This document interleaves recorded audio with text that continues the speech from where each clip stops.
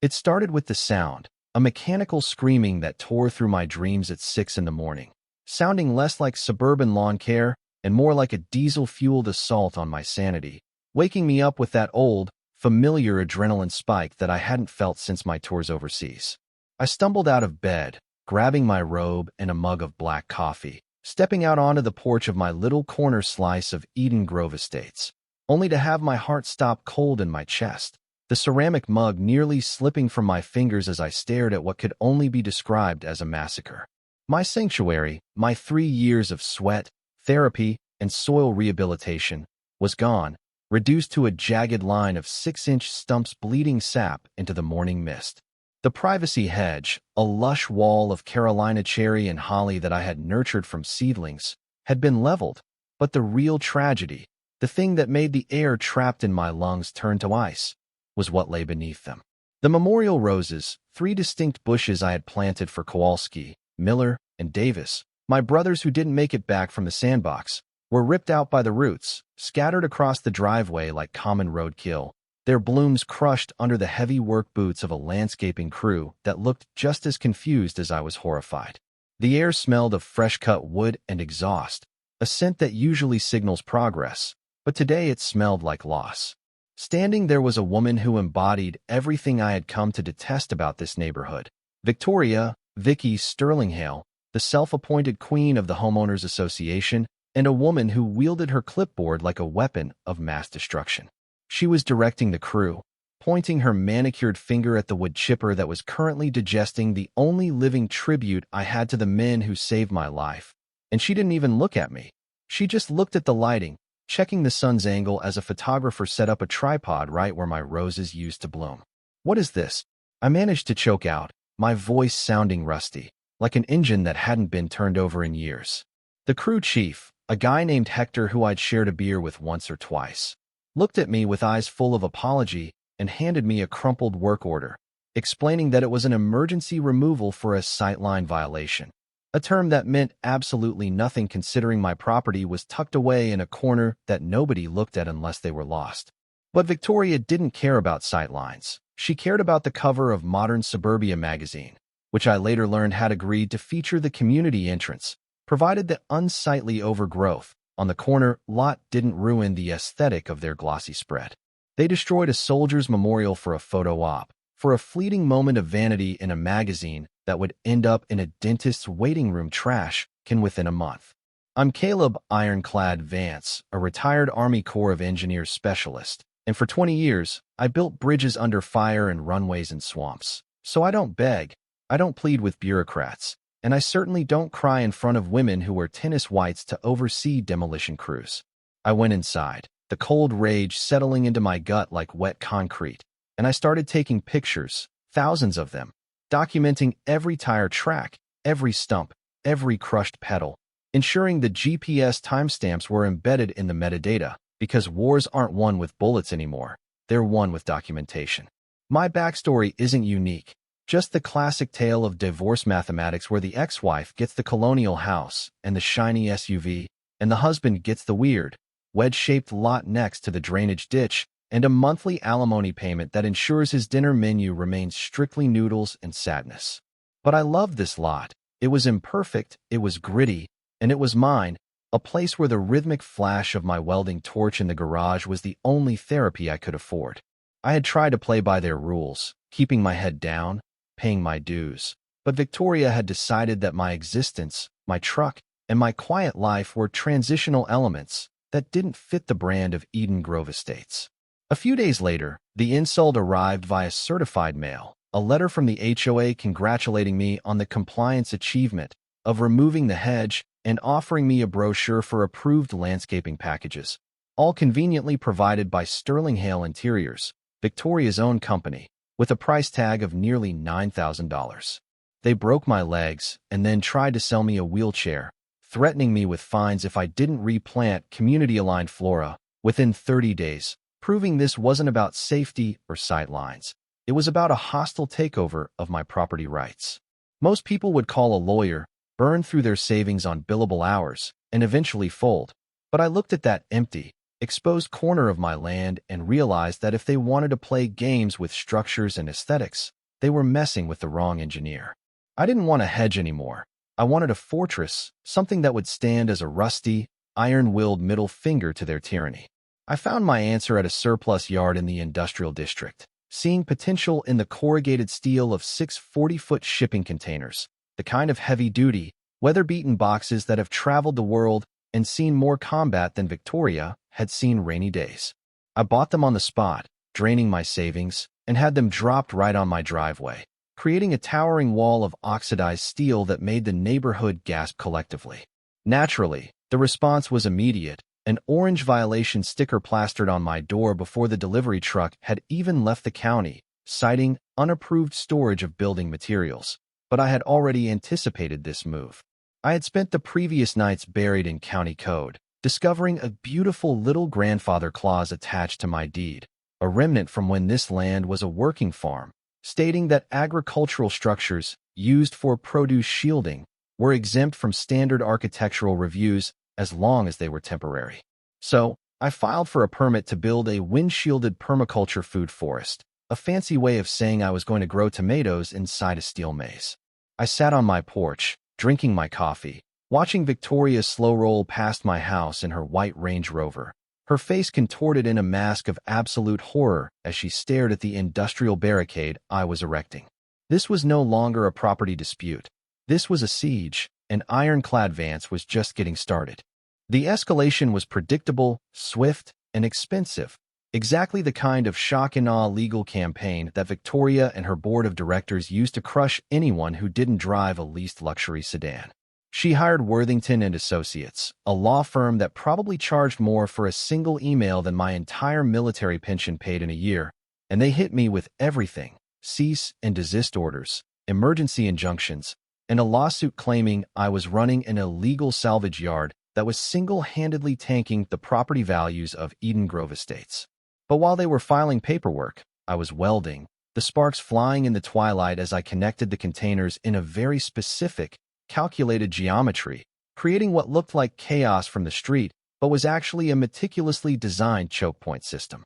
I wasn't just stacking boxes. I was building a psychological weapon, a maze that invited you in but refused to let you out, utilizing the kind of defensive architecture we use to secure checkpoints in hostile territory. The real turning point, the moment the tide shifted from a defensive hold to an offensive route, came from an unexpected knock on my door by Mrs. Higgins, the elderly neighborhood historian who lived across the street and had been quietly watching the war unfold from behind her lace curtains. She walked in with a Tupperware container of cookies and a rolled-up document that smelled like old attics, unrolling a 1985 surveyor's map on my kitchen table that completely rewrote the battlefield. "Look closely, dear," she whispered, her finger tracing the faded blue lines of the original lot division. "Your property line doesn't end at the sidewalk. It extends 12 feet past it." I stared at the map, my brain processing the geometry, realizing that the grandiose community fountain, the limestone masterpiece that Victoria had spent 50 grand of the HOA's money to install, the very centerpiece of their marketing brochure, was sitting smack dab on my land. They had built their crown jewel on private property without an easement, without permission, and without paying me a dime, which meant legally, I owned the most expensive bird bath in the county. Armed with this nuclear warhead of information, I kept my mouth shut, deciding to let them dig their grave a little deeper before I kicked them into it. I needed more than just a map. I needed criminal intent, and that fell into my lap thanks to Mateo, the owner of Eden Grove Greens, who called me one night, his voice shaking. "Caleb, man, I can't do this," he said, sounding sick to his stomach. "She wants me to accidentally ram your containers with the Bobcat during the next maintenance round. Said she'd pay me 5 grand cash and cover the insurance claim if I made it look like a brake failure." He sent me the audio file, a crystal-clear recording of Victoria soliciting felony property damage, her voice dripping with that calm, entitled malice as she discussed how to destroy my life's work.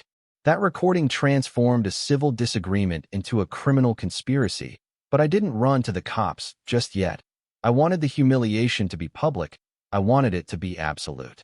I finished the fortress, installing a weighted gate mechanism that I'd engineered from salvaged garage door parts, a system designed to trigger only when a vehicle of significant weight crossed a pressure plate, swinging the heavy steel doors shut behind them and locking into place with a satisfying metallic thud.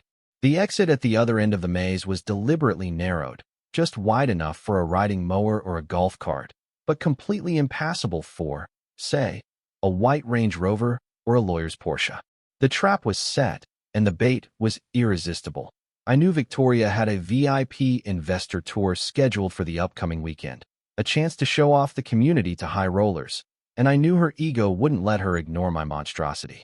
She would want to drive past it to show her potential buyers how proactive the board was in dealing with problematic elements, and she would see the new signs I had posted, helpful little arrows pointing to visitor parking and fountain view, leading directly into the mouth of my steel labyrinth. The morning of the tour, the sky was that piercing blue you only get after a storm, and I took my position on the roof of the center container, camouflaged by a few potted tomato plants, watching through a pair of high-powered binoculars. Sure enough, the procession arrived like a funeral for common sense. Victoria in the lead vehicle, followed by a silver Mercedes carrying the investors, and bringing up the rear in a convertible Porsche was none other than Prescott Worthington III, the lawyer himself, likely there to intimidate me into submission. They followed the signs, hook, line, and sinker, turning off the main road and rolling onto the gravel path I had laid, the tires crunching softly as they entered the shadows of the container walls. I watched Victoria pointing and gesturing, probably explaining how this eyesore would be gone by Monday, totally oblivious to the fact that the walls were narrowing, forcing them deeper into the coil, past the point of no return where turning around became mathematically impossible. I held my breath as her front tires hit the pressure plate. Click. The heavy steel gate behind the lawyer's Porsche swung shut with the force of a bank vault closing, the sound echoing off the metal walls like a gunshot, sealing them inside my private Thunderdome. I climbed down the ladder, a file folder tucked under my arm containing the survey map, the recording, and the relevant statutes regarding trespassing and criminal conspiracy, and walked toward the trapped convoy, a smile finally breaking across my face for the first time in months. The acoustic properties of a shipping container maze are fascinating. They amplify panic in a way that is truly satisfying to the ear. By the time I strolled into the central courtyard of my fortress, the scene was a chaotic masterpiece of trapped luxury. Victoria was leaning out of her window, screaming at the closed gate, while Prescott Worthington III was frantically trying to reverse his Porsche, only to realize he was mere inches from the bumper of the Mercedes, completely boxed in by oxidized steel.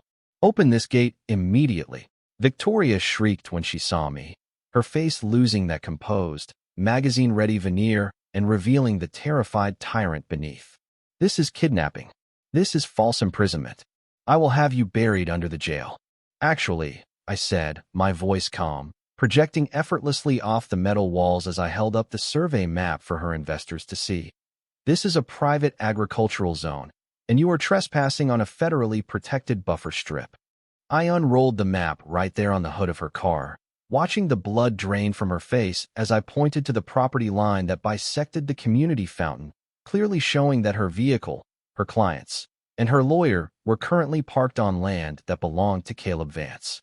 "You see," I continued, addressing the bewildered investors who were now filming everything with their phones, "this fountain is an unauthorized structure built on my property, which means I can charge rent retroactively at a rate of, let's say, $500 a day for the last 5 years. Victoria started to sputter, but I wasn't done. I pulled out my phone and connected it to the Bluetooth speaker I had mounted on the wall, hitting play on the recording Mateo had sent me.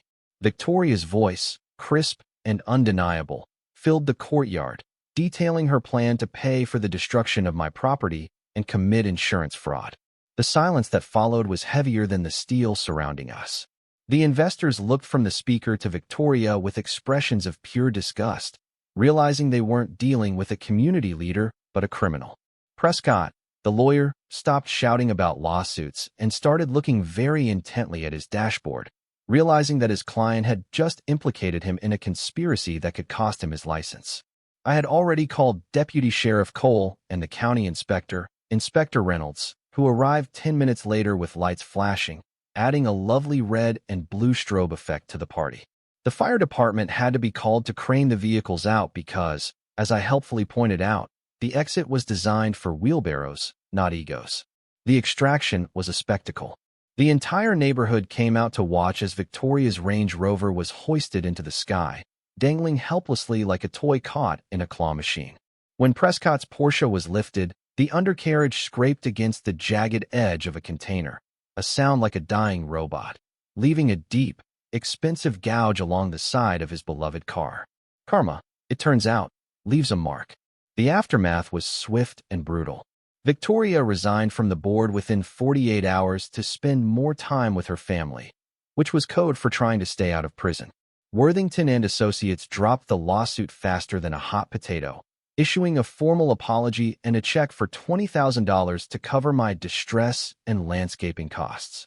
But the sweetest victory wasn't the money or the humiliation, it was the precedent.